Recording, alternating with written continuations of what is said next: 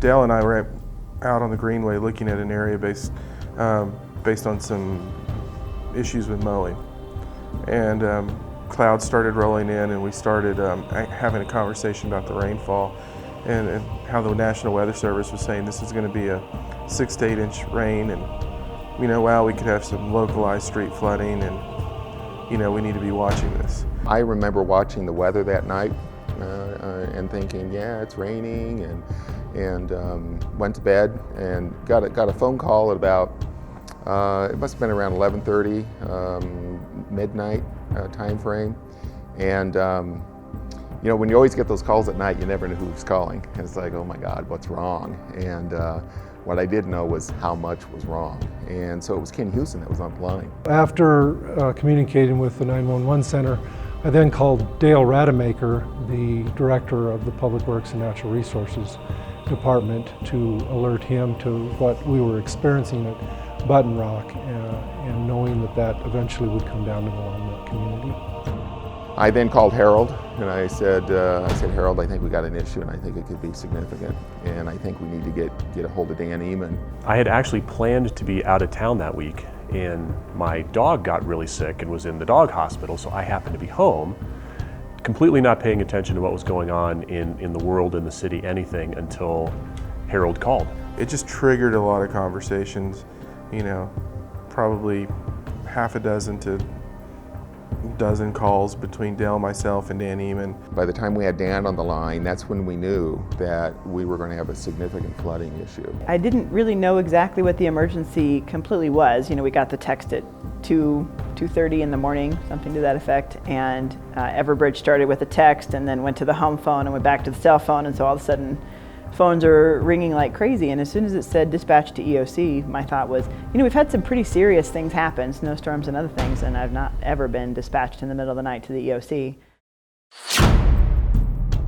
State of Colorado, a natural disaster of massive proportions there. The death toll stands at 3 going into the night after widespread flooding. It has knocked out power, closed roads, forcing hundreds of people to move to higher ground. We have had steady, if not pounding rain all day long. They have yet to account for the whereabouts of many of those living in the flood zone, potentially cut off by roads left either impassable or that have been washed away.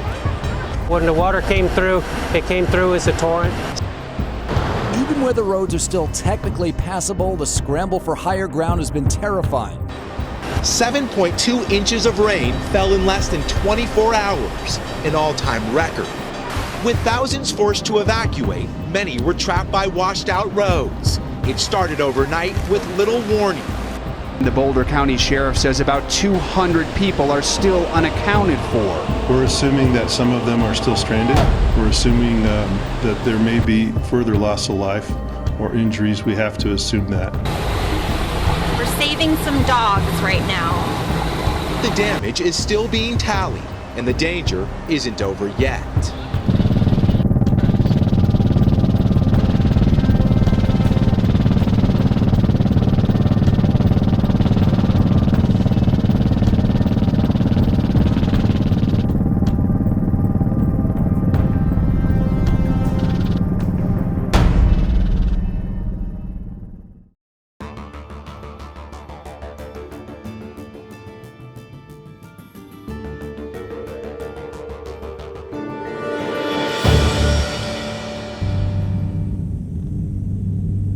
So Ken and Jamie were really those first two folks that alerted me to an issue, and were very calm but accurate about what was happening.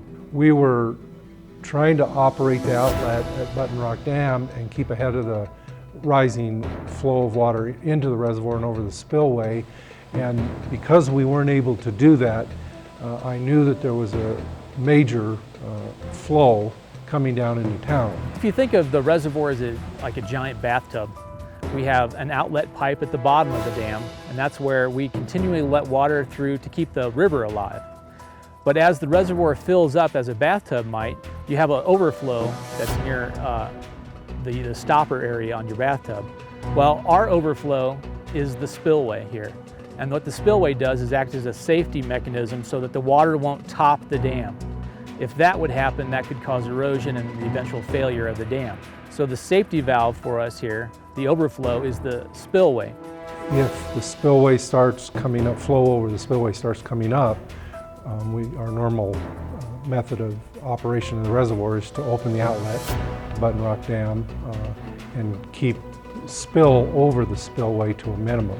Normally during that time of the year, our flow from the reservoir is dropping so that the levels in the creek are actually going down, and they're very moderate, and it's usually a peaceful time of the year.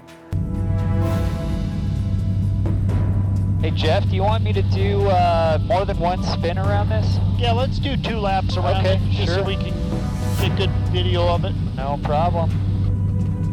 For the couple of days before the actual flood, I'd been having to make considerable adjustments on the river several times a day, which is unusual. So our water levels were going up because of the rain, and it didn't seem like the rain was anything extraordinary until Wednesday evening, where I had to make adjustments on every hour. And I was in close coordination with Wes Lowry, and he was in contact with Ken Hewson in the water department. So we had an idea that there was something brewing. Late in the evening, Wednesday evening, Jamie went down one additional time to try to open the outlet. I was having to go down on the all-terrain vehicle to make my adjustments and check levels of the reservoir at the control house. And each time I would go down, of course it was raining like cats and dogs at that time, each time I would go down, I could see where water was pushing through the park, where I've never seen water come through the park before. You can see from the video there's a lot of water coming out. The dam is in good condition. A lot of water at the spillway. The road itself was becoming difficult to navigate because of the water going across, and also because of the erosion. I couldn't tell exactly where the road was anymore at times. So after 11 o'clock, I made my last run at about 11:30, and at that point one of the culverts down below the spillway was just about to top over, and I knew at that time I couldn't safely navigate or make any more adjustments. At that point there was so much water going over the spillway, you actually have to cross a culvert that takes water from the spillway down back to the St. Vrain Creek. That culvert was all but full and spilling over. So at that point it was too dangerous for him to be able to continue on to the outlet. Jamie was just awesome throughout this whole thing. He was actually really risking his life during that evening and that night to try to go down to the dam and open up the outlet gate in order to get more water to flow through the dam instead of coming over the spillway and eroding the spillway area. And so Jamie reached a point where he couldn't get there anymore, and the flow was so high coming over the spillway. So I called Wes down at Water Resources and told him what was happening. And he could also then see what was happening from the state weather gauges and from water gauges along the river, that we were starting to gain water exponentially. Instead of a nice gradual, we were gaining large jumps of water that we wouldn't be able to manage. I called Wes, and at that point I did try to go down the road one more time, but it was just not safe enough for me to do it. I couldn't see anything. My headlights were only reflecting white water everywhere on every road surface. I just couldn't get anywhere. So I turned around, came back, got some barriers and placed them along the roadway, hopefully to keep the residents that lived back behind Button Rock safe. We didn't want them to travel down the road. And then I was trying to get in hold of the people in town to let them know what was happening. But at that point I had no control over the river or the dam. All my gauges and things weren't working. I had no internet connection at that time. And then shortly thereafter I lost phone connection. So I was basically out of touch with everything there. Hey Jeff, we're going to loop the Button Rock Dam. We're going to orbit it a couple of times. Copy.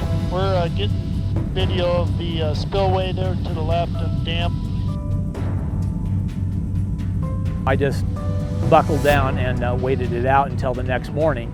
And then the next morning, on Thursday morning, I was able to at least navigate around, and I was able to save the boat and the dock And then I was also able to determine that the roadway was most, if not all, gone. And at that point, I got in touch with all the residents. Personally, I had to hike. I couldn't drive anywhere.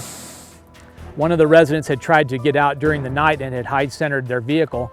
I couldn't get past them, so I had to hike everywhere. And luckily, one of our residents on top of the hill has an internet phone. And at that point, he still had service. And I was able to call Ken Hewson and leave him a message about what was happening. And I was also able to talk with Kim Sugar and let her know that, number one, the facility was under control, the dam was intact, and the spillway was functioning as designed, but that we had lost most, if not all, the road down below.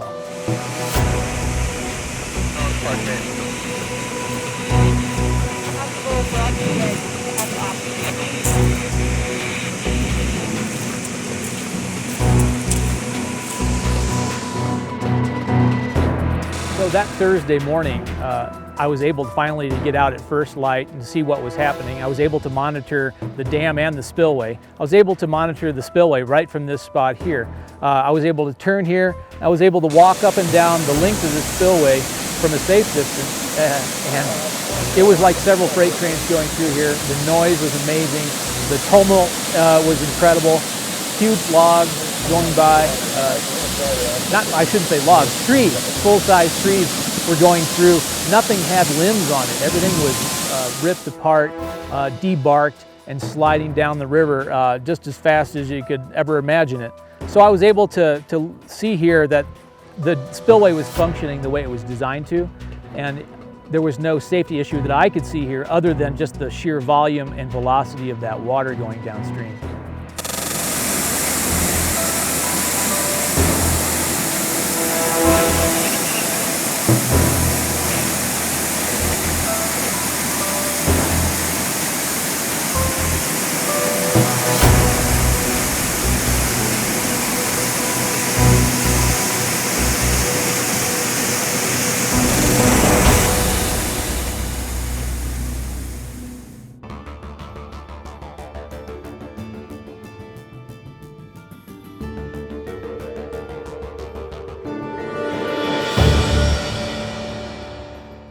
The thing that strikes me is really the teamwork that occurred during just that piece, and actually while I'm on the phone with Dale, listening to his wife Karen talking about these issues and getting information, and then ultimately, in a very short period of time, making the call, we need to activate the EOC, we need to declare emergency. As I was on my way into the EOC, Harold called and said that he'd been up all night monitoring the weather, he'd been meeting with Dale about rain gauges, and that they knew that when the rain gauges had washed away that there was going to be a problem. We needed to start preparing not only to open the EOC up, but to also prepare the initial evacuations areas. And so it was a night to remember, as they say. It's a night that I'll probably always remember. The EOC, the Emergency Operations Center, really the purpose of it is to bring all of the people together that need to make decisions so we're all in the same room.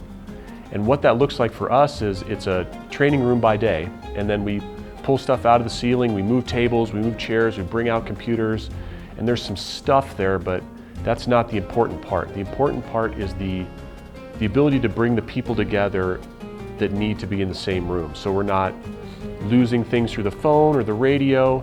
And as we started to deploy it that night, Paul Zuber pretty much put it together by himself. He came in and did that. And as the day started to go, that's when Dave Moore came in, Rob Spendlow was there, Jeff Seader was really leading the charge on the public information side. When I arrived at the EOC, one thing we mentioned, we had a plan for this type of flood. One thing I noticed was the best laid plans don't always come to fruition, and we needed much more media support for the operation, and we needed much more space for our police operations. We were tracking up to 50 people at any given time, so we needed whiteboards and tables and places to tape pictures and maps.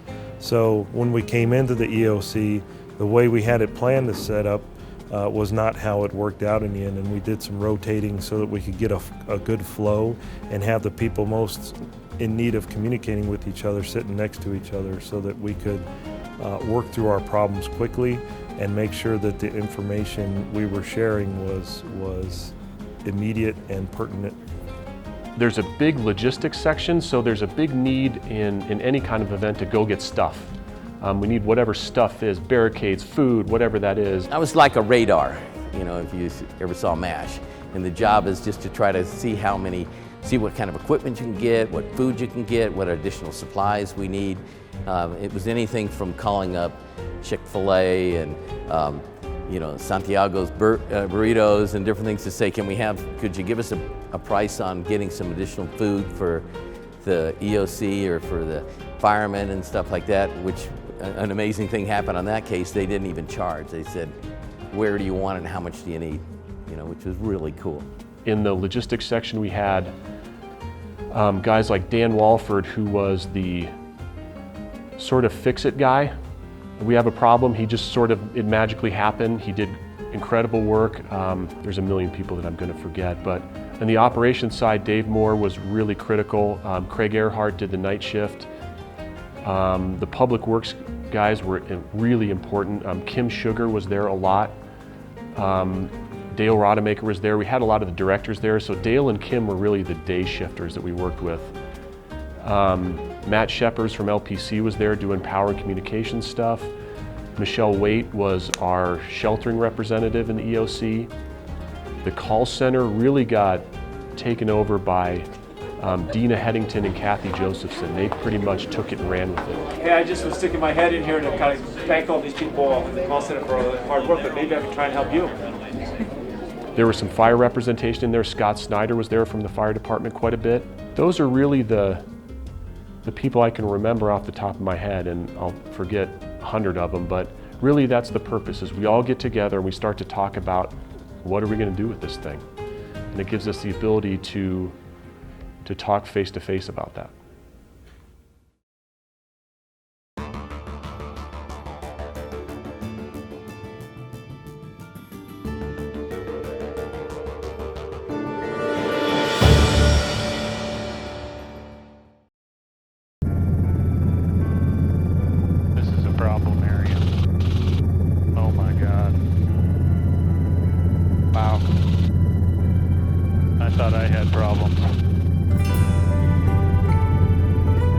I was in the command center here at our site with my manager, Jeff Friesner, and I had called my husband and said earlier in that day, you better go pick up your mom, because she lives in another area that's designated a floodplain. I said, you better go pick her up and get her back to our house where she's going to be safe.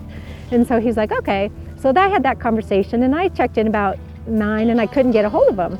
And so then I was just doing my job, and my phone rang, and I was being dialed, and he didn't know he was dialing me, and all I could hear him screaming and yelling to my daughter, we've got to get out. We've got to get out of the house. The greens are flooding.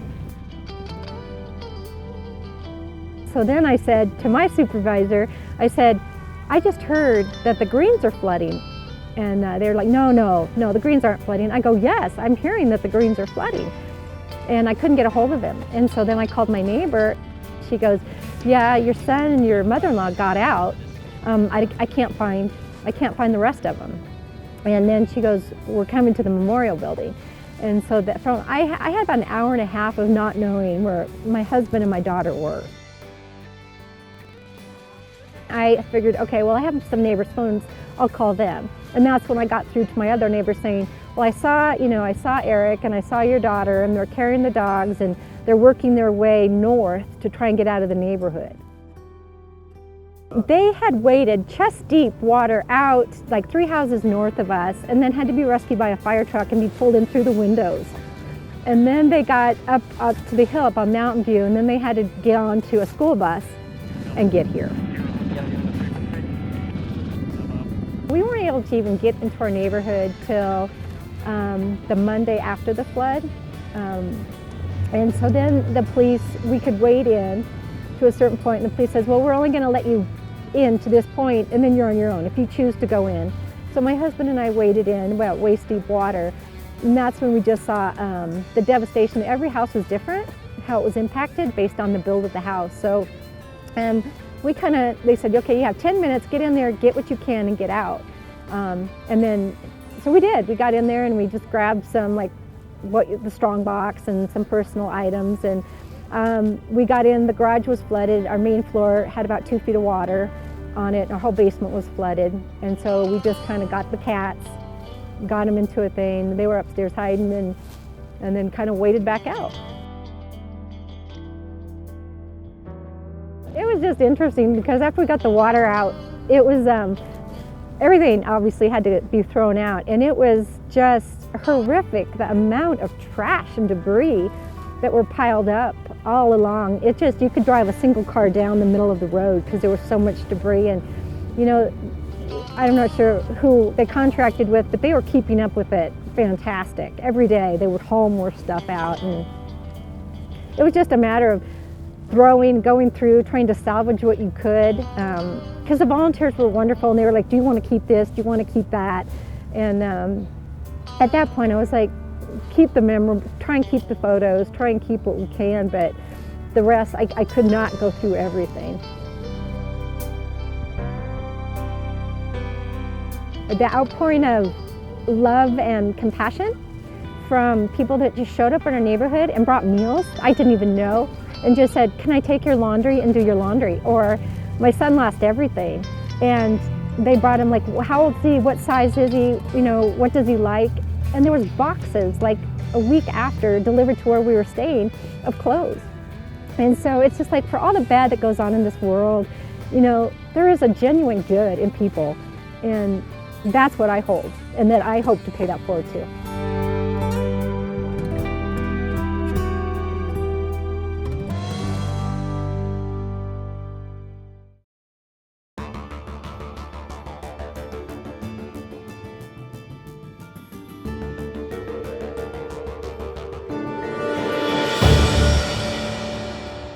We're in the middle of a serious flooding event, and we, public safety, need the citizens' help. This is something we need you to take seriously. Please stay in your house if you do not need to go out. If you're in that evacuation zone, get out now. Dan then took the lead to start the evacuation efforts because we knew we had about 4 hours of time. This was an event that we had planned for. We had planned for a 100-year flood, so we had a pretty good idea of what we thought was going to happen. As it turned out later, it was far different, but the middle of that night, the watch commander on the police department was Jesse Buchholz, and he was there along with the guys that he had. And at that point, I mean, there couldn't have been more than 5 or 6. I mean, it was a typical night crew. The graveyard officers were able to go and start evacuating people door to door. They really did a good job at identifying, based on the plan we had set in place about a year earlier, what places were most likely to be affected by a flood of this nature. You know, the work that our police officers were doing in evacuating neighborhoods. You know, when we came in and we made the call, they were going door to door in that initial evacuation zone, getting folks out of that location. Had they not have done it and finished it as fast as they did when we went into the next set of evacuations, we may have been in the middle of evacuating 2 neighborhoods versus having a sense of, we're finished with this, we can start this. We were getting ready to evacuate folks, and so it was my job to make sure that we were starting to get that word out to folks and get it posted on the website and get the maps done and things like that. It was about that same time that Susan Wallach, who's our web guru, came in and kind of took over that process, took over the notification process for web, and really just getting the same information that we were sending in Everbridge evacuations out onto the website. You know, hearing the stories about our firefighters and what they did, and going to some of the community meetings and seeing how, you know, we had a couple of dozen swift water rescues, we had 200 water rescues, and just the selflessness and going in to save folks. We quickly found that our city was getting cut in half by the water flow, and so our next one was, let's not get anybody stuck in flooded areas, and that's all about traffic control. So once you evacuate people, you have to have some control measures to keep them from getting back into certain areas, and then crossing streets where people, it was dark and people have misconceptions about how deep water is in certain areas, and they may try, but then they find their cars floating or overtaken or stalled in the middle of water that's going over their hood. People were actually being their normal selves for those of us who work in traffic, and that is, generally motorists have their agenda, as we all do. We are out usually driving for a purpose, especially during a weekday, and we have a place to go, and we're trying to get there.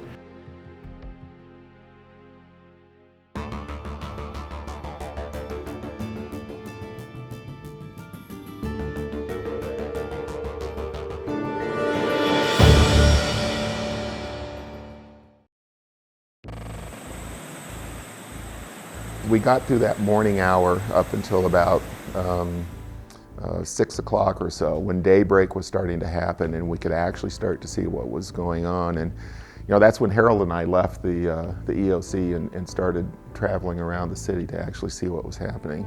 And so, honestly, what we saw then was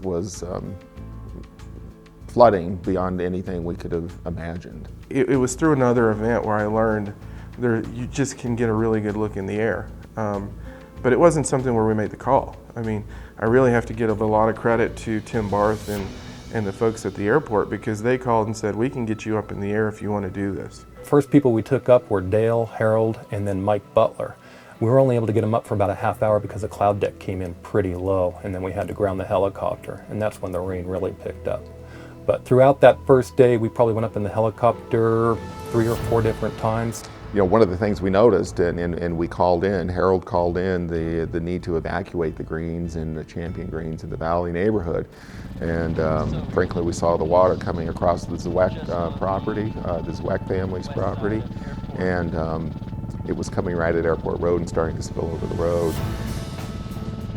So that first day, the helicopter is real advantageous to us. And then later in the day when the clouds broke, we were able to get the airplane up and fly the whole river corridor. We flew all the way up to Lyons. We couldn't get up to Button Rock because the cloud deck was too low, but we saw where that river had breached.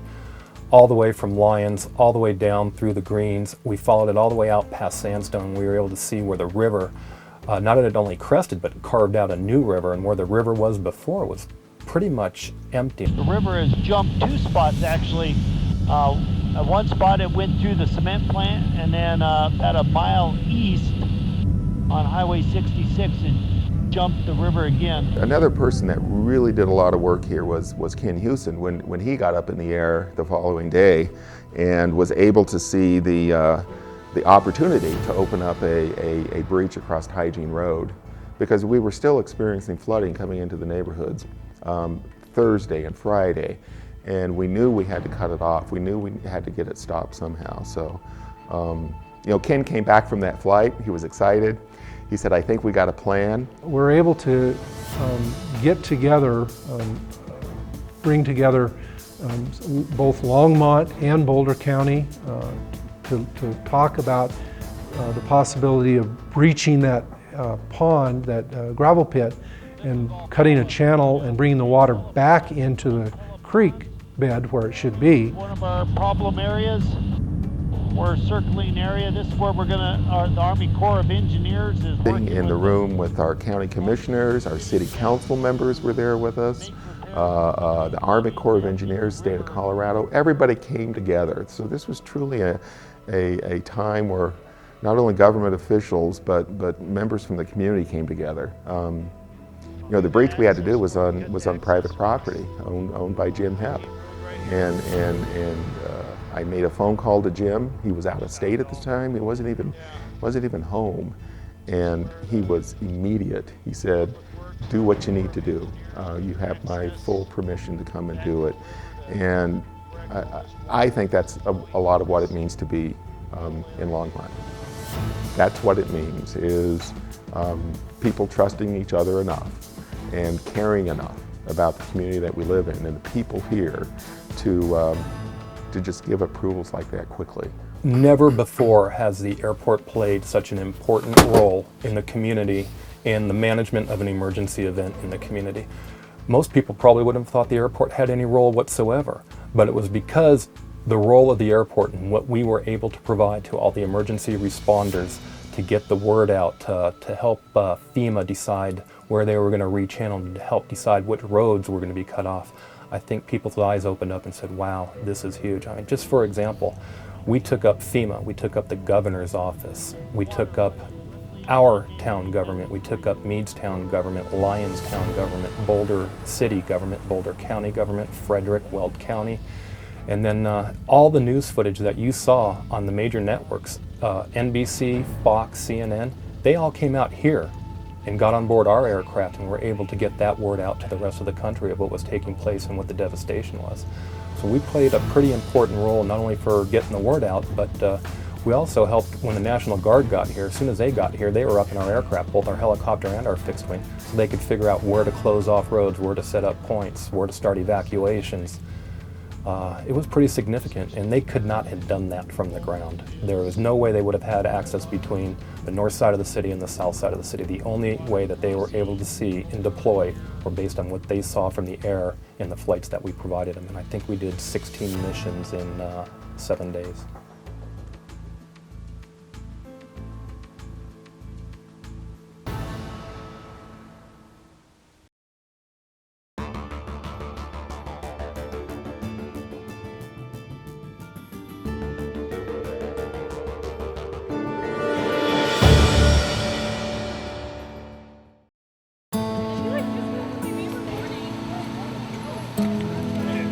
Yesterday morning at 3 in the morning, we sent out the first evacuation call for people that are living in the St. Vrain River area.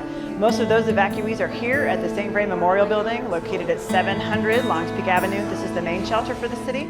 I got to the shelter to find the memorial staff just already all over it, putting out food and getting things comfortable so that when people came in, they would have a place to be that was warm and had news breaking, you know, the TVs were going and all of that. In the beginning, it was the three of us, Jeff Reesner, Michelle Waite, and myself were the first ones to open the building and kind of get everything orchestrated. And then we started our phone tree lists, calling, and at that point we didn't know the severity of this. We just knew that Lyons was being evacuated and that we needed to prepare for some people starting to come. Evacuees were already showing up, so we started evacuations at 2-something in the morning. When I got there at 4, people were already there. The trailer park had been evacuated at that time, so people were coming in. They had been displaced obviously at 4 a.m. from their home. I had some coming from Lyons. I had some with animals, young children. And so it was just trying to get them into a situation where I could get their information, the intake, the forms and such, and then kind of getting them comfortable and, you know, keeping in touch with the people downtown. Obviously they're wanting updates, and that piece is the hardest during a crisis mode. We got an official word from the information officer in the police department, and he told us that the shelters will be open as long as people need shelter. We will not close down. Eventually they will convert to the folks that worked in the shelters.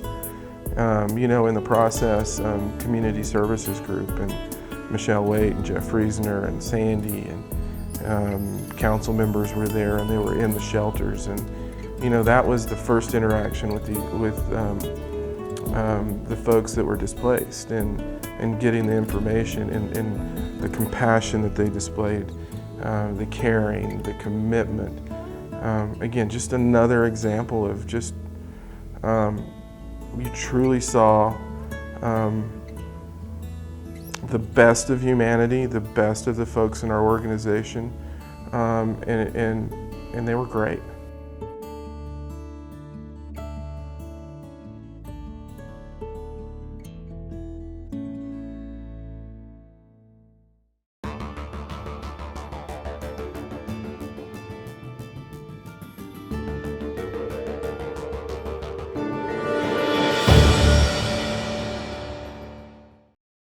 In government work generally, and I think it's set up by design, right? Government work is usually very separate from the faith community. It's a very separated line, right? And I think it's been that way for hundreds of years and set that way. But we had this pastor, Nick Cady, who came in from Whitefields Church. They normally had service at the Memorial Building on Sundays. So his first question was, do you think we're going to have service on Sunday? And you know, of course my answer was, you know, I thought these folks would be home several hours ago, and they're not. So I can't tell you that. I would guess no, you probably can't have service here on Sunday. And he kept coming in. He said, well, is there anything I can do? Well, I can't think of anything right now, but he'd give me his card. And then he'd come in a little bit later. Is there anything I can do? Well, I can't think of anything right now. Then he came back a couple hours later, gave me another card. If there's anything I could do, let me know. Okay, thank you, you know. And there was a lot of people that were like that. In a remarkable amount of proactive thinking, I think Dan and Sandy and a few others decided, boy, we got to start recovery. And that was on Sunday. And to me, I thought that was kind of amazing. It was going to be raining on Sunday. I said, it's going to be raining, and they're already setting up recovery. But, you know, it was brilliant.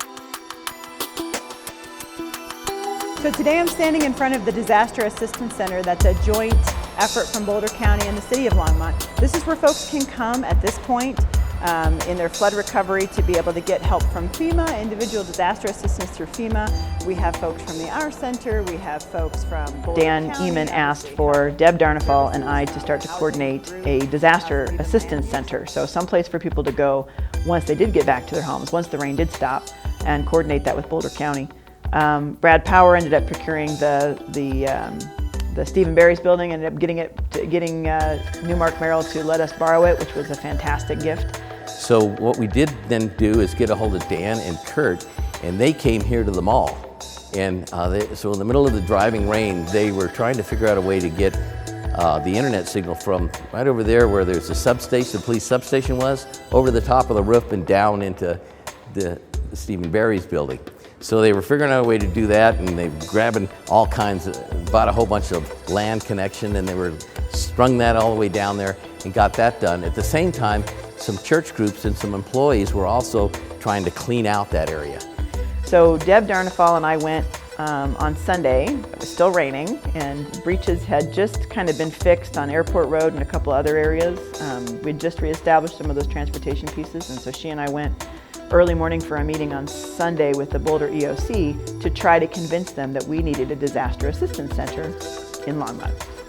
And I kind of got the sense that if we already had a place and it was ready to go, it'd be really hard to tell us no, which it was.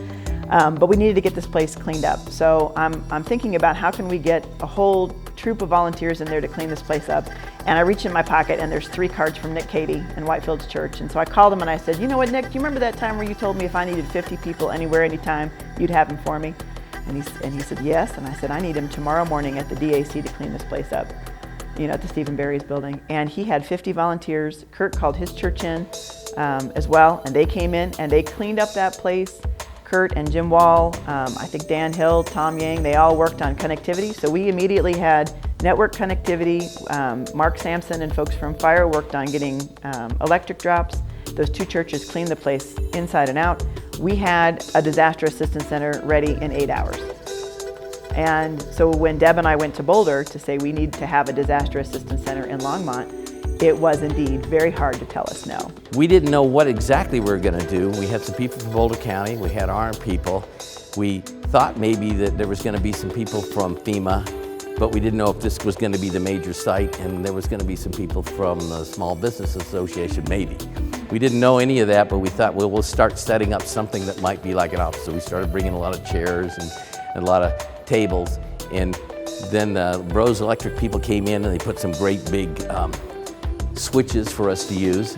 And the next thing we knew is that I think the FEMA people came in to try to look at this site to see if this would be a site that would be worthy of them to set up, or whether they wanted to set up in Boulder as their main site.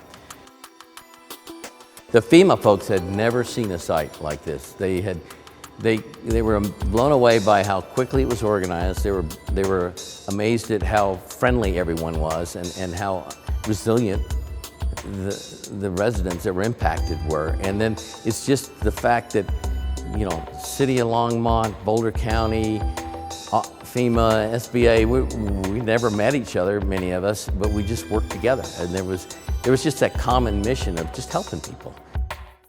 The courage and the resilience of the people that were coming through the door. They had every reason to be upset, angry, impatient. Many of them spent night after night either at the Lightbridge Church from the Lions people, or some other people that had just, you know, spent in the Memorial Gym area or some of the other places that we had set up. And they were maybe, some of them didn't have their cars, they were bussed in, and they would come in here not knowing anything about what they could do or anything. All they know is that they'd been wiped out. They didn't know if they could get their house, didn't know if their house was okay. They were safe, but they were just devastated. They had lost everything. And so they came in with maybe all they took with them when they evacuated, you know, was their dog or whatever. And we even had a doggy daycare center set up for the dogs. And then we even had a nursery set up because they'd have their kids with them. And they would walk in and we would just say, where do you live? What happened to you? What can we do? And it was a combination of all the volunteers, which we had probably between 150 to 200 every single day. And they would just greet the people, try to walk them through the process, kind of through the maze of filling out the forms for Boulder County, see if they needed help on food, if they wanted to meet with the Small Business Association or FEMA and that sort of thing, and get them started through the process and help them mostly not only to walk through the process, but just to show them that we care about them. The Disaster Assistance Center ended up serving thousands and thousands of Boulder County residents in the end, with everything from, you know, we had places for the Our Center to set up. The Southern Baptists came in and they actually go and clean out folks' houses for them.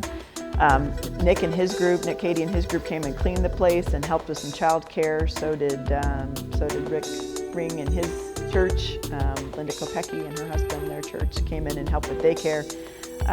And we ended up having Kurt's church basically ran a warehouse out the back. Lots of people wanted to bring stuff, but they didn't have any place to bring it. So they brought it to our warehouse, and then between them and the Church of Latter-day Saints, who apparently, you know, they brought literally semi-full of food, we were able to get it into the warehouse and be able to give it to folks who really needed it.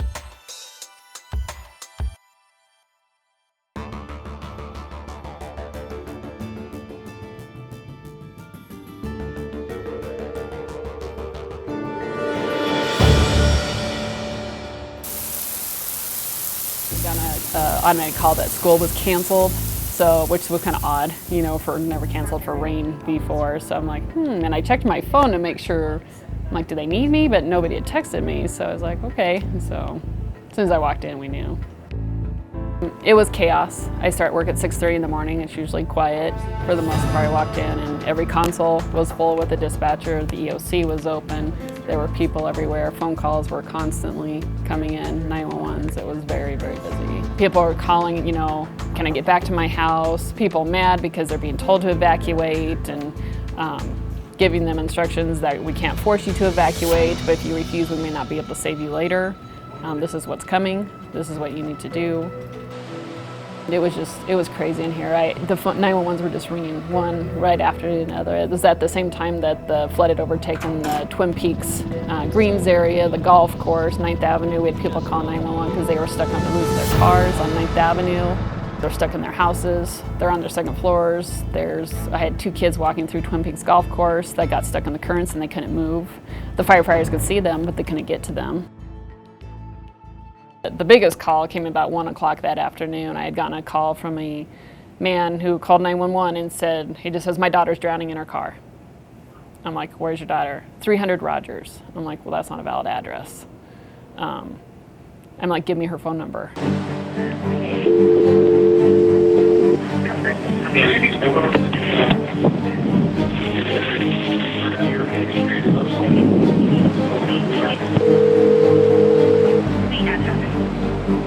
I call her, I get no answer. I got her voicemail. I call her again, she answers, and I can tell she's in distress. I can tell she's underwater. I have her name, her name's Erin. I'm like, Erin, where are you? Erin, this is Longmont Police Department. Tell me where you're at. Erin, where are you at? She was shivering. She wanted to vomit. She was so cold and scared, and I could hear her underwater. It was pretty intense. Okay, take a deep breath. Okay, take a deep breath. Where are you at? Your dad said 3rd and Rogers. That's not right. Are you at 3rd and Hover? Okay. Right.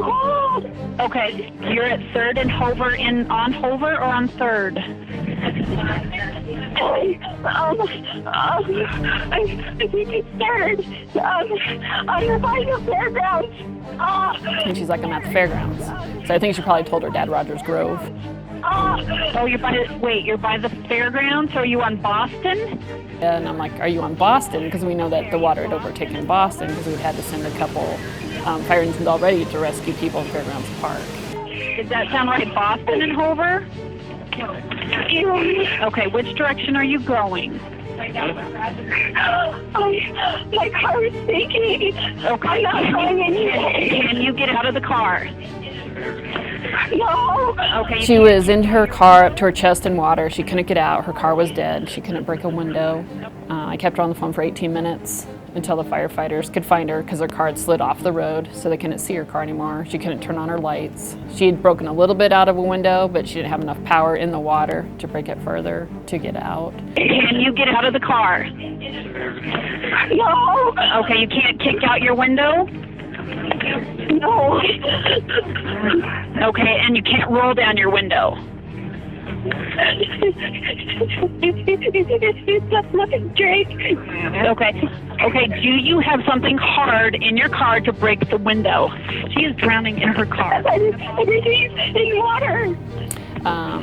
Eventually, so I could hear police officers. We see her, we can't get to her. I could hear the firefighters on the radios and talking. And do you see a police officer or a fire truck anywhere? We cannot see it, but pedestrians.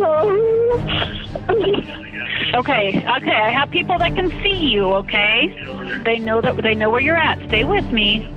Okay. Oh, it's about to submerge my face. You're about to submerge your face? It is about to come up to my face. And then finally I heard a firefighter's voice in the background. I'm like, oh, good. And there's so I could breathe. Okay, so you're breathing out the broken window? Yeah. Okay, guys, we're here. Firefighters. Okay, I'll let you go. Great. Okay. All right, bye, Erin. The firefighters get there, and then another group of firefighters came by on jet skis, and they're the ones that had to end up getting them out of there.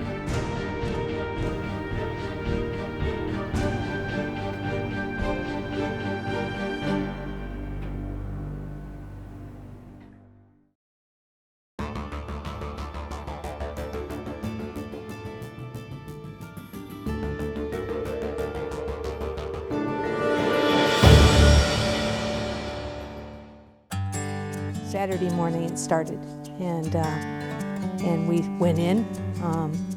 I remember Allison and I, we had gone to a few houses and the water wasn't real deep. It was deep in the basements and deep going up to the house. We were finding dry spots to get up to the doors to get in, and we didn't have keys, so we were finding a way in, whatever that was. And homeowners had said, whatever you need to do to get in, get in.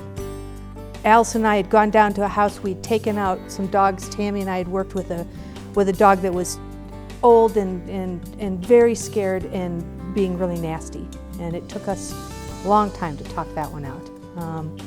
And we just wanted to get this dog and get out of there, and we knew we needed to have patience, and they'd gone to the bathroom in the house, which bothers animals. They don't like to do that. And so, there was just a lot of things that the dogs were and the cats were just like so freaked out. Their owners weren't there. Everything was strange. They knew that water was there, and so it was emotional for them, And we're trying to hurry them a little bit, and we had to step back and calm down and say, okay, take our time. And we got that dog out, and he went with Tammy, and didn't hesitate to go with her once we had it. And we had carriers with us. We had control sticks with us in case the dogs were nasty. Given the stress situation, you don't know how the animal's going to react, even the nicest ones. And so at one point, I'm the one they spoke of being shorter, and so the water was up to my chest. And at one point, Allison reaches behind and hands me the control stick, and she said, hang on. And so we both had one end of the control sticks just so in case one of us went down, the other could pull them up. It was really good for all of us, especially when we get in a house and we'd see the reaction of the animals and they'd be so happy to see us. Even though they were scared, once we had a hold of them, once we touched them, they realized we weren't there to hurt them, and it was great. There were some houses on Sunday, when we did rescues on Sunday, that we would call the people from the house. Okay, I said, well, you have your animals, can we meet you somewhere? What do you want to do? And they'd say, well, where are you? And I told this one man, I said, I'm in your house. And he said, you're in my house? And he was just he was so happy that there was somebody in his house and that his house was still there. And you know, you don't know how much to tell him, you know, how much damage there is. So it was all rewarding. It probably was the best 2 days of my career. Most satisfying. We did what we were supposed to do. We never really thought about it. It was risky, but we had equipment, we had people there to help us. We took care of each other that day, those 2 days, and we weren't going to let anything happen to each other.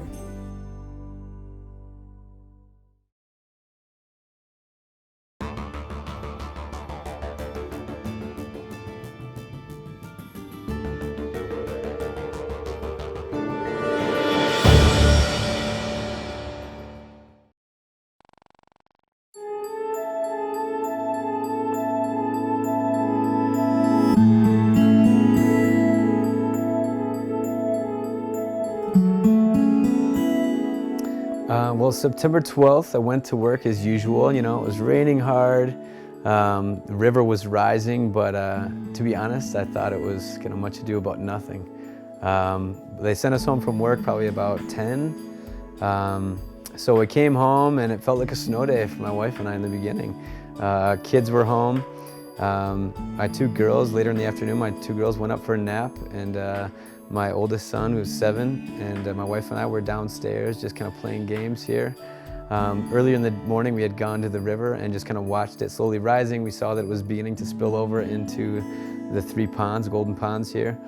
But it was like, well, it's going to take a while before it fills the 3 ponds, and then it's going to have to hit the berm of the railroad track, and then those houses, to our south are going to be affected, and we'll have plenty of time to get out of here when we see that it's going to cross the railroad track. So we're just kind of around 2 in the afternoon, maybe 3. We're just kind of playing games with my son down here while our girls were napping, and just like that, water started gushing underneath these windows right here. My wife and I looked at each other, and my wife said, "We have to go right now." And I said, "We can't go. Our road is already a river. We can't go." But my wife said, "We need to go. We can't wait. Who knows what's going to happen next?" We had a little camping backpack, and so my wife put that on her shoulders and did the belt. We put our little 3-year-old girl, Chella, on her back, and then I picked up my 7-year-old and 5-year-old and just kind of carried them in my arms, and we decided to get out of here. It was about waist deep, almost, in places less and places more, but it was about waist deep. And the water was obviously very muddy, and so you couldn't see anything, and so you just had to take tiny little steps. My little girl was wearing little yellow rain boots, and at one point, as I was holding her, her foot probably went a little bit lower, or maybe the river rose, and it just caught her boot and sent it zipping downstream. And in what felt just like a couple seconds, I looked down, and that little yellow boot, we watched it go the span of about 2 blocks. And my wife and I couldn't help but think, of course, one false step. Finally on Saturday, the rain had let up, and we had, I think it was like a 2-hour window. Someone had called us and said, "Hey, did you hear that they were letting people from the Valley subdivision back in?" And we're like, "What? We didn't know this," we were kind of out of the loop. And the 2 things that we wanted most were, one, my wife's wedding ring, an engagement ring, and then sort of a big USB that had all our kids' videos of first steps and first birthdays and things. And all our videos were on this this port, and so we came in through here. We couldn't believe the disaster, but we kind of jumped on our own fireplace logs. Were still kind of floating around, so we kind of hopped over those, and then we jumped on our bed, which was still floating. And even though that these incredibly heavy pieces of furniture, like big dressers and things, and washers and dryers, had tipped over, there was this skinny little, probably like a $20 Walmart dresser that was standing up. It was 6 feet high, and it had my wife's wedding ring on it, and that USB that had all our kids' videos. And for some reason, just maybe the current of the water or the corner it was in, it didn't tip it over. All the support I got from my colleagues at the youth center, all the love and all the help, all the meals, covering things that I needed to do at work, coming in here in person and lending a hand, giving me boots, washing mountains and mountains of clothes that we were trying to save. I'm gonna forget.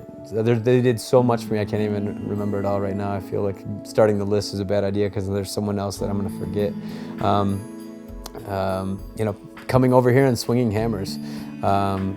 That tile you see in the bathroom there, the beautiful tile, like my coworker Louis Lopez came in here and spent 3 days tiling my bathroom. Mitchell Shepard loaned me his car.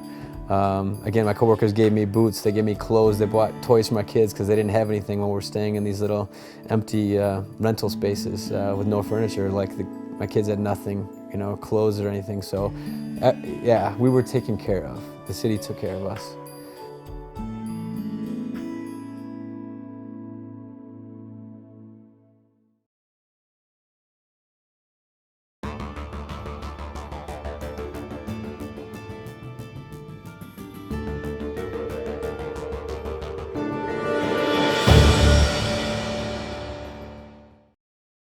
Oh man, that was drier yesterday.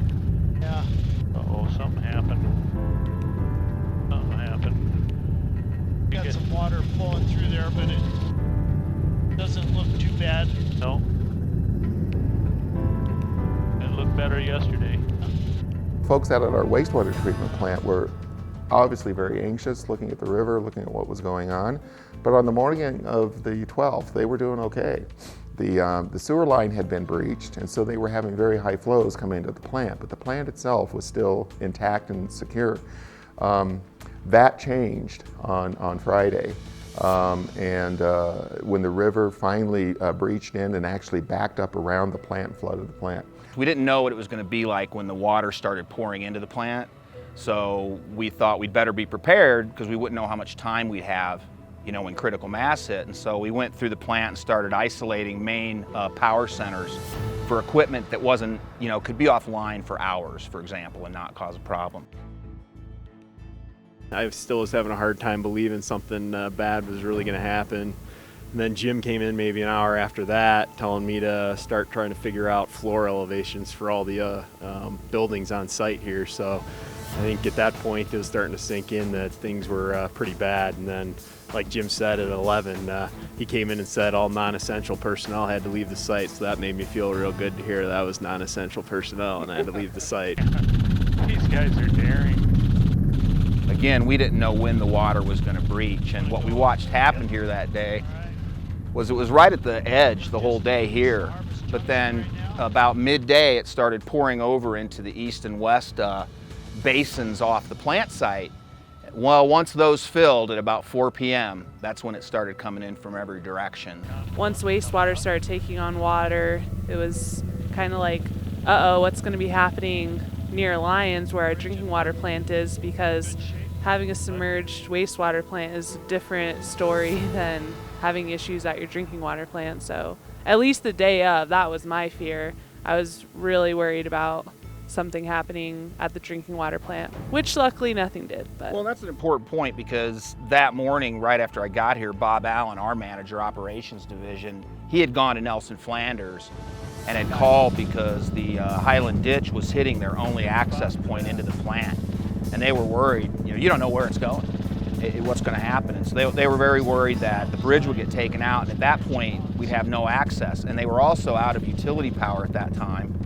And so we were on generator. And so what we immediately did was called Sam Hill Oil and had them bring out, I think it was 6,000 gallons of fuel in a tanker to park there. And they got it out. And we also had one of our employees go get a bunch of food in town and haul it up. But after doing that, they were in pretty good shape. When the river finally breached in and actually backed up around the plant, flooded the plant. So our staff out there, number one, stayed on that ship as long as they could. And kept that plant operating and treating the wastewater continuously until they had to shut down. And they were very deliberate and smart. You know, Jim Kaufman and Carl, they did a great job working with all the operators and the mechanics on shutting the plant down in a way that hopefully would allow us to restart it when we got back out. It's all a biological process at the wastewater plant. Our main process here is this activated sludge process, and then the clarifiers that collect the solids and pump them back up here. And the problem we had is one of the first things when the water started coming into the plant, when I say that, it came in from this direction, and it came in from that direction, you know, from the south and the west, as far as we know. One of the first places though it poured into was our RAS pump building, which returns the solids here. And so before we abandoned, between 4 and 4:30, that was one of the buildings we shut down. So we no longer, as solids could pass into the clarifier, could we return those solids.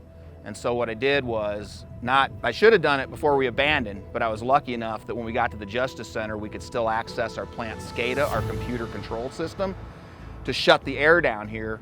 Because what that did is if we hadn't shut the air down and dropped our microorganisms out in this tank, they would have kept getting pushed hydraulically into those clarifiers, and they would have filled with solids, and all of our solids would have been lost. And then when we did get the aeration back and the power up and the clarifiers running, we wouldn't have had treatment if we hadn't saved the solids in here.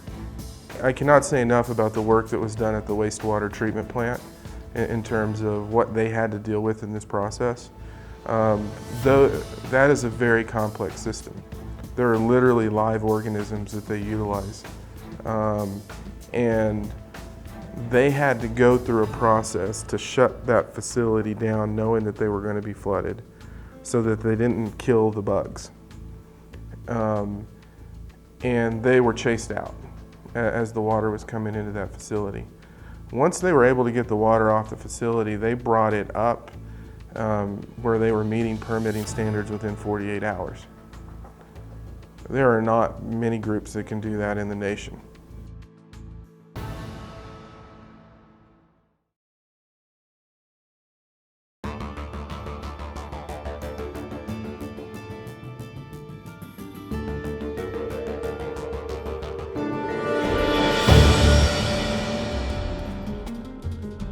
We didn't have a lot of outages. I mean, we did in areas and some were extended, and a lot of that was just because of the infrastructure that was damaged in the homes. But as the outages were occurring, they were getting those up in a short period of time. A lot of folks don't know that in the flyover, we saw water coming into the substation off of Main Street, and they shut that down. We knew that the Terry Street substation was located in an area that could be flooded in a 100 or 500 year event. So in fact, we actually started this whole event with or minus one substation, because we made the decision pretty early in the morning to de-energize the Terry Street substation from a distribution standpoint and switch around it and pick up all the electric loads from adjacent substations.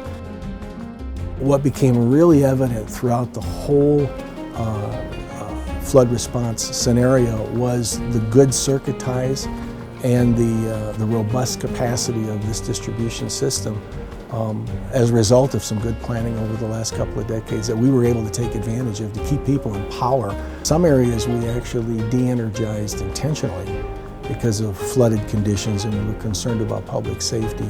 And we had other areas that had overhead pole lines that were adjacent to some of the waterways, particularly in our rural areas. We serve areas up in Lyons, and we serve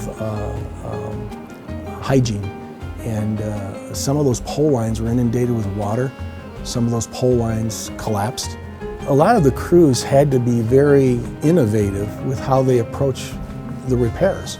They had to get out there, they had to, basically survey areas where sometimes you couldn't even find the infrastructure. The infrastructure wasn't there anymore. And these guys had to figure out on the fly how to switch around, how to maybe very quickly re-engineer and reconstruct small circuit ties to and put new infrastructure in, maybe sometimes temporary pole lines to re-energize customers quickly. And there was a lot of that being done during the event. This wasn't something that our crews weren't prepared for. But yeah, we were extremely happy with the way they performed. We're extremely happy with the fact that nobody was injured. And I think we feel the same way about the entire city organization during the event.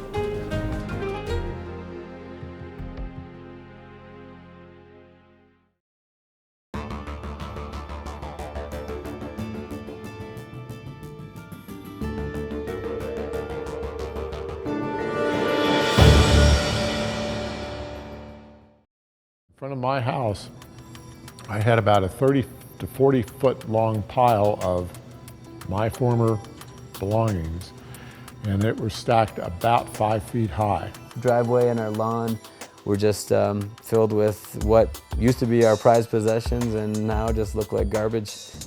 Everything obviously had to be thrown out, and it was just horrific, the amount of trash and debris. I joke with the people from solid waste because I tell them today, maybe I would have liked to have reflected on my pile a little bit longer, but it was gone within 2 hours of the time that it was placed. One of the first things we knew in the neighborhoods is once they were flooded that we were going to have to get out there and give those folks immediate assistance. And so Charles Kamenides, who runs our Parks and Sanitation group, organized what I will consider to be probably the best response to getting into neighborhoods post-flood.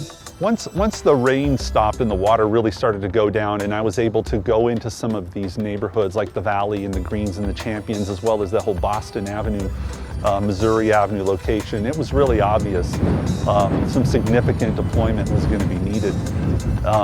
You know, and that's when it really hit me, and especially driving through the Valley and Champion and the Greens, the amount of material and debris that was through the streets and in the front yards, it was just amazing. We saw everything from antique furniture, clocks, to, you know, drywall and wood and material and just all kinds of furniture. It was really, in some cases, hard to see their personal belongings. I saw photo albums and pictures and children's toys and things of that nature. The roll-offs weren't really working in some of the really harder hit areas, and let's just get some of the local contractors to come out here and just use loaders and dump trucks and transfer the stuff from the roadway and bring it over here where we could then properly, you know, load it into roll-offs or send end dumps and then haul it to the landfill at that. In total here at this site, we brought just around 4,000 tons of material. We ended up, rather than using roll-offs, we had large, oversized, high-end, high-side dump trucks that carry about 100 yards of material at a time, and some end dumps that carry about 75 yards at a time. And it was just a sunrise to sunset operation to get the material from here to the landfill. Nobody that I ran across had a concern or an issue with doing any of the work that we requested them to do. They just came out and they said, "What do you need? What can I do?" And they got to it, and it was awesome. I'm proud to be a part of that.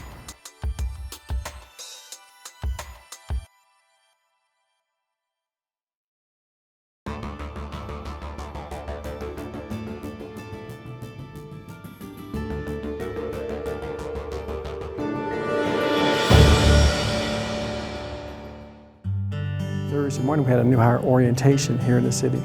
We had a class of about 20 people, and it started raining again. And it just felt eerie.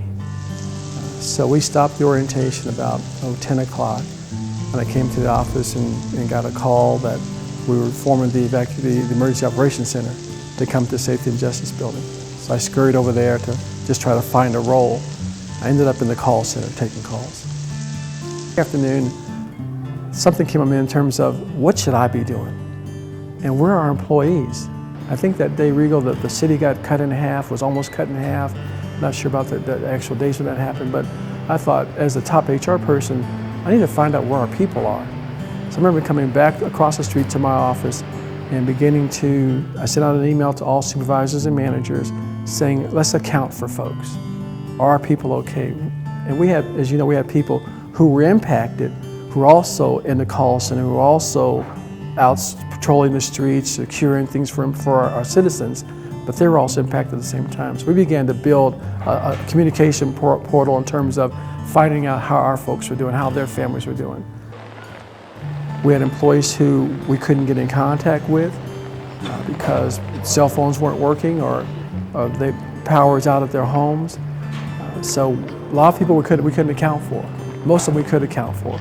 We got with the city manager, we set on communication to give people time off with pay to go help manage issues regarding the flood.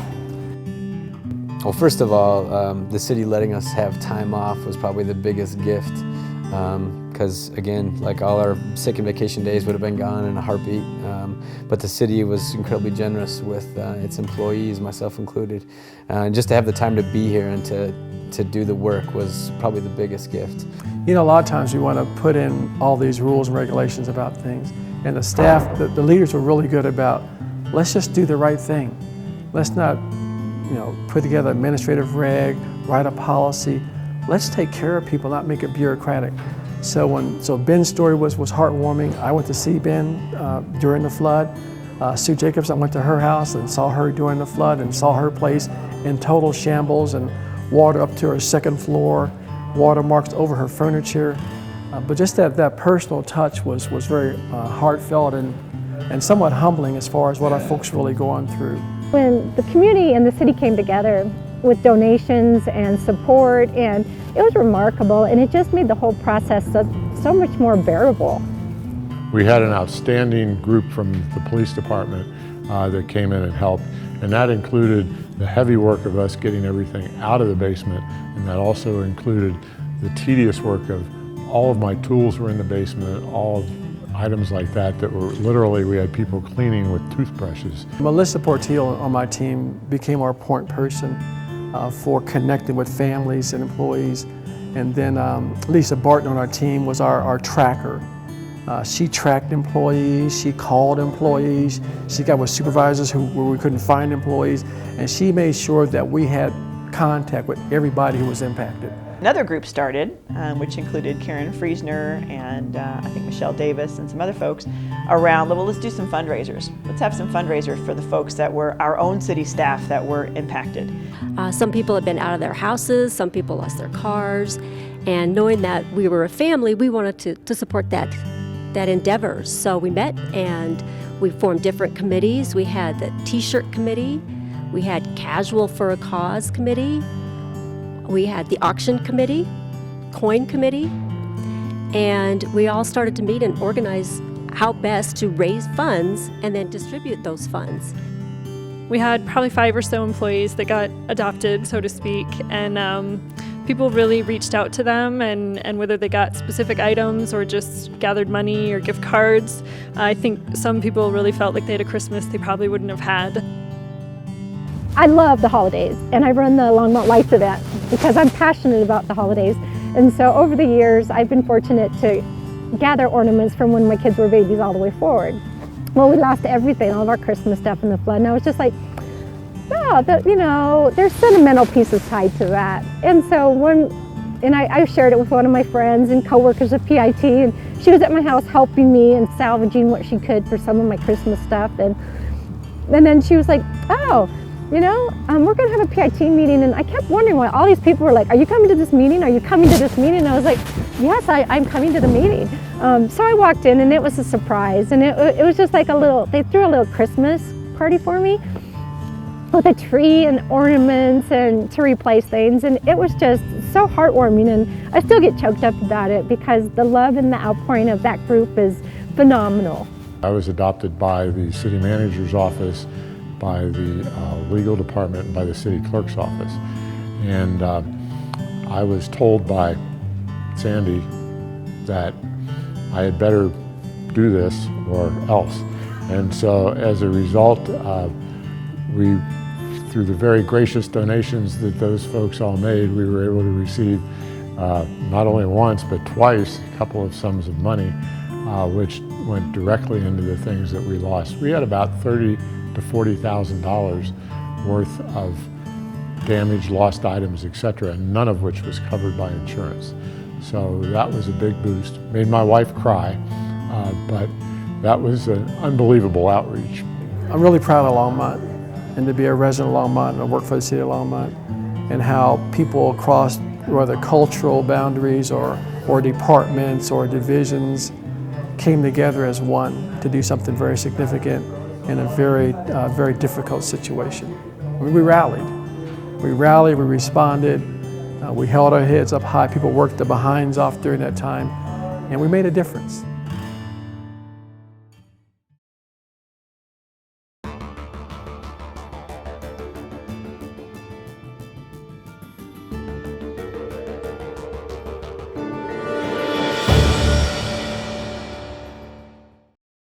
What we wanted to do is to, as quickly as possible, try to get in and help folks and create a sense of normalcy. Within a week and a half after the flood, we went to the City Council with a request to reshuffle some of our business grant programs. And we very quickly created a business recovery grant, a flood recovery grant, which was providing up to $5,000 for reimbursable expenses for businesses to recover from the effects of the flooding. We were able to provide a little over $50,000 in grant relief funding for about a dozen or so businesses. We're actually still working through some of the final awards of those grants, but that took place from late September up until January 31st was that program. And so we were able to help businesses that really needed to help and aid in their recovery. Another thing that we did in addition to helping out the business recovery through our grant program is on the residential side primarily. We offered fee waivers for people who wanted to recover and rebuild their houses. Again, there was a lot of damage to people's basements in the first floor of the business of their residence.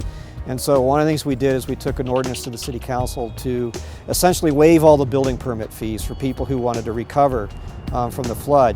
One of the things we wanted to do was make sure that people did their best to get that work permitted and use licensed contractors, so that we wanted to encourage people to come in as quickly as they could to get that work done by folks that we know in the business, in the contractor community that were licensed and authorized to do it.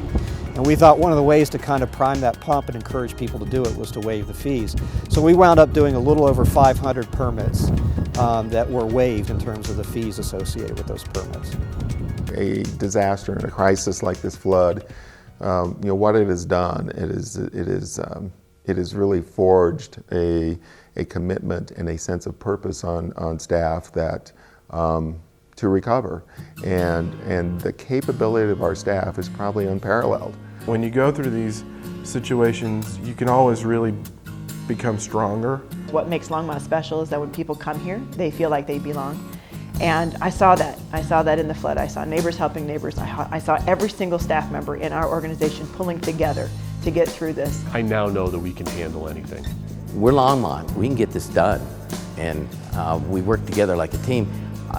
We can fix whatever it is. What was so tremendous to me was that every single person worked their tail off during this flood, whether it was staying behind and doing the work of 2 or 3 different people in ETS or in utility billing or risk or anywhere, or whether it was responding in the EOC and becoming a public information person all of a sudden, or coming and helping at the shelter. We had tons of folks that came from all the different departments to work different shifts, from economic development and HR, or what ended up then working out to be the DAC, the Disaster Assistance Center. I saw and met employees that I would not normally work with, and we pulled together as a team in order to protect this community and protect this region. I'm quite proud of the work that our group did around that. We just rolled up our sleeves and did what we needed to be done. And we asked for help when we needed it and forged the way. So the idea of everybody coming together and sharing that experience was something that is indelible in my memory. I didn't even have to worry, not have a second thought about the professionalism of this team here at the Memorial Building, because they just get it done. We called everyone in that was on weekends. People on vacation were volunteering to come in, and we really got a good response from everyone. They just all wanted to help. I was really proud to work here during that, because how Joe was saying, we had multiple people with their houses that were flooded, or they didn't have access to them, or it took them 3 hours to drive home every day, and every single person who works here was here for the plant every day, working on whatever our priority was for that day, which I think says a lot. You know, sometimes when things like that bring you together, the stuff that kind of pulls you apart becomes minimal. And that glue that we form during that event, as far as focused on community, focusing on ourselves, it's going to be hard to disconnect from that. I think, over the next 10 to 15 years. I think we'll be a stronger organization, we'll serve better, we'll be less judgmental, we'll be more understanding, we'll be more tolerant, and we'll serve people a lot better internally and externally over the next 10 to 15 years.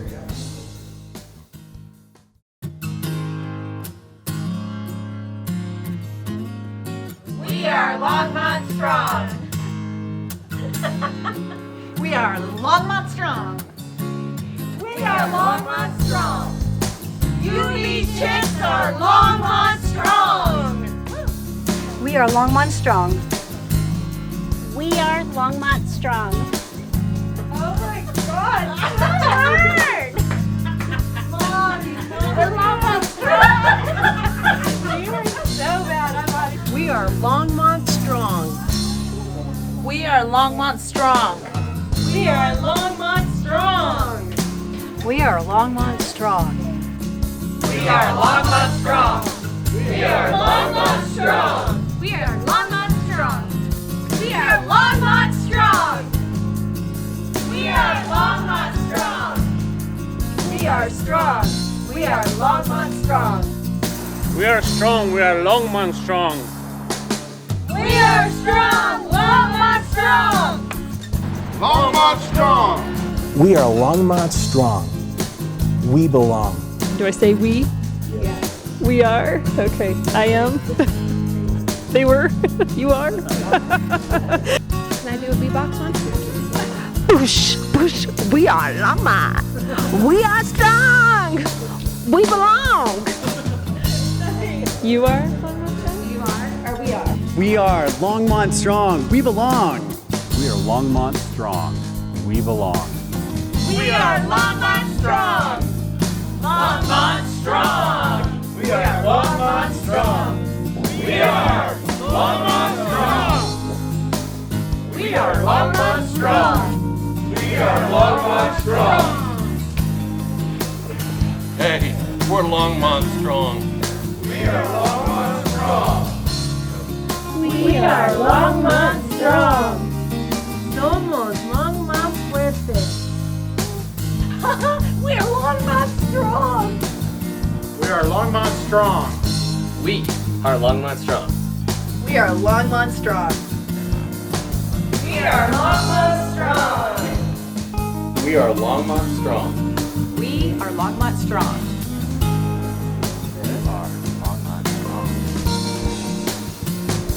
We are Longmont Strong.